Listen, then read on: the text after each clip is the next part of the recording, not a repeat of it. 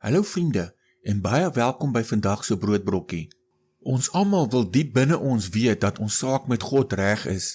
Niemand van ons wil eendag voor God staan en hoor dat ons die hemel misgeloop het nie. Maar hoe gemaak met ons foute en ons sonde?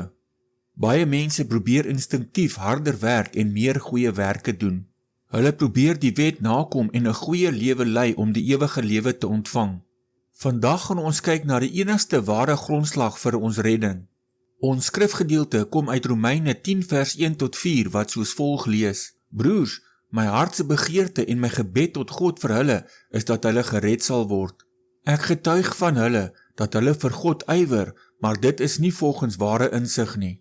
Hulle het immers die geregtigheid van God nie verstaan nie en probeer om hulle eie geregtigheid te vestig en hulle het hulle nie aan die geregtigheid van God onderwerp nie. Want Christus is die einde van die wet tot geregtigheid vir elkeen wat glo. Wanneer ons hierdie gedeelte histories en grammatikaal ontleed, sien ons die groot krisis waarin die Jode van daardie tyd hulle self bevind het. Hulle was vreeslik godsdienstig. Hulle het die wet van Moses geken en probeer om elke klein reeltjie presies na te kom.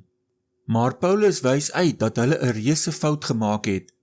Hulle het gedink hulle eie goeie werke en wetsonderhouding kon vir hulle 'n regte status voor God gee.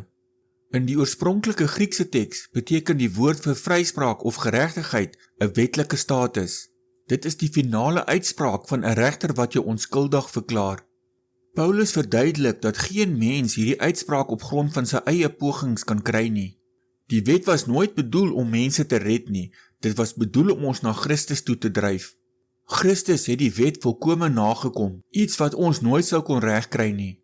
Wanneer jy in hom alleen glo, gebeur iets wonderliks. Sy volmaakte geregtigheid word wetlik aan jou rekening toegereken. God kyk nou na jou deur die offer van die Here Jesus Christus.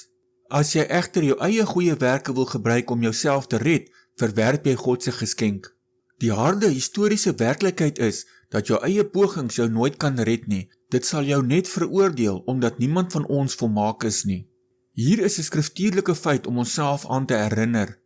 Jou eie goeie lewe kan jou nie red nie. Slegs die toegerekende geregtigheid van Jesus Christus maak jou saak met God reg. Die skrif wys dat die oomblik as ons iets by Jesus se voltooide werk aan die kruis wil voeg, ons die evangelie verander in 'n werke-evangelie wat niemand sal kan red nie.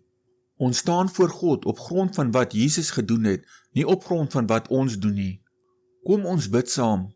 Hemelse Vader, baie dankie vir u wonderlike evangelie van vrye genade. Vergewe ons waar ons soms dink ons moet ons eie vryspraak verdien deur ons eie goeie dade. Ons bely vandag dat ons eie geregtigheid soos vuil klere voor u is. Dankie dat die Here Jesus Christus die wet namens ons volmaak nagekom het en dat hy vir al ons sondes aan die kruis versoening gedoen het. Ons rus vandag ten volle in sy toegerekende geregtigheid alleen.